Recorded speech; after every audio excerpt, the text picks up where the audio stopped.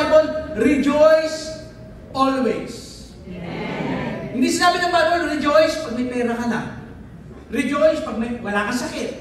Rejoice pag okay relationship yung mag-asawa. O hindi ganun. Ang sabi niyo po sa mga taga-Thessalonian, rejoice always. May pera o wala, rejoice.